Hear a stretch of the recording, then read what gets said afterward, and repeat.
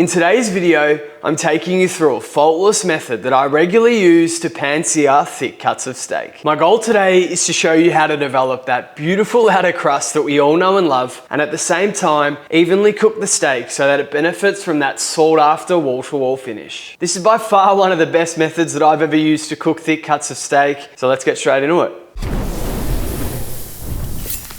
My goal of today's video is to actually keep this one as short and sharp as possible, but I can't help but give this a little inspection. And as you can tell, it's a beautiful cut. It's got some incredible marbling for a grass-fed steak, which is what I like to look for, no matter the steak that I'm cooking. Now, whenever I'm cooking a thick steak on a pan, I like to make sure that it's at least 1.5 inches, which I think from memory is around 3.8 centimeters. And I've got my little tape measurer here, and I measured this steak just before coming on here to do this video, and it's around 5 centimeters thick. It's probably pushing a thickness where you could definitely do a reverse sear as well, but the method that I'm going to show you today is almost as if it's a reverse sear because it's a combination of direct and indirect cooking. We'll start off by giving it a generous seasoning on both sides. Just because it is so thick and you are cooking on a pan, don't be scared of this. A lot of it will end up in the pan, so you don't need to be too worried about how much seasoning you have. And when you are cooking a thick steak like the one that I have here today, you probably will benefit from it being out of the fridge for around half an hour. Anything more, I've just never really noticed too much of a difference. In a few minutes, we are good to go. It's very important that for this method, you make sure that it's been preheated on a low heat. If it's too hot, then the steak's gonna cook too quick and it's the last thing that you want. I'm going to put a bit of beef tallow on the pan here. Perfect. Put that down, grill press, start the timer. The first part of this method is 3 1-minute cooks on each side. I'm gonna give that a flip. Crust is barely developed at all, but that's okay. Essentially, when you've got a thick cut of steak like this one, if you have the heat too high, the outer crust will develop super quickly, but the inside of the steak won't cook quickly enough. So the method that I'm showing you today is essentially overcoming that problem by cooking the steak slowly and then cranking it at the end at a higher heat to develop that crust. That's 2 minutes. Give that another flip. And we'll give it another flip at 3 minutes.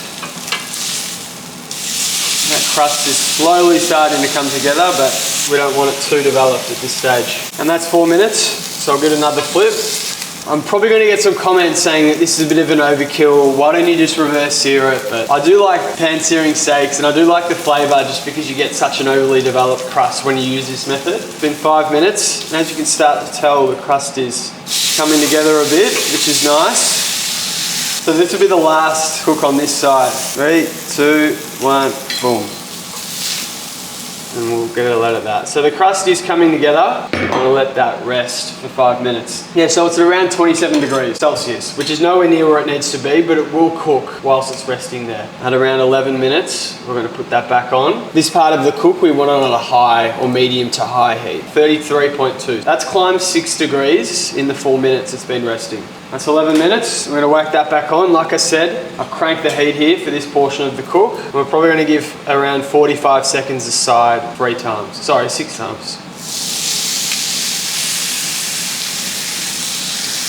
45 seconds, give that a flip. That's 45 seconds. We'll give you a look at this. You can see the crust is really starting to come together. That's at 40 degrees Celsius. I like to aim for like 45. That might have been more than 45 seconds there, but as you can tell, the crust is on another planet now. As soon as you get above 40 degrees Celsius, the steak temperature can start to rise really quickly. It's the difference between perfect and not perfect, so I like to monitor it, very intensely. That's another 45 seconds. That's looking beautiful. I think from memory, we're only down to 2 flips. Boom. That's another 45 seconds. Crust is insane. We are sitting at 43.8, and from memory, this is going to be the last flip that we do. Oh my God.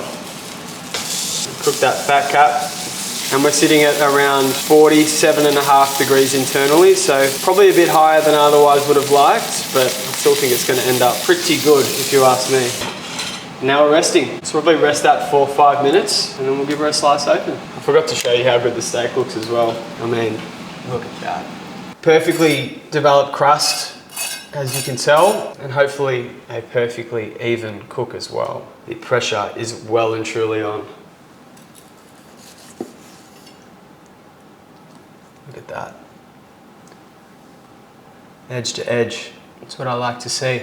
If I wasn't setting up all these cameras as well, I would have cut into these a little bit earlier and it probably would have looked a little bit better as well. But I think you got to try this method out, honestly. Absolutely perfect. And if you do, let me know down in the comments. Always love hearing from you guys. Steak soon.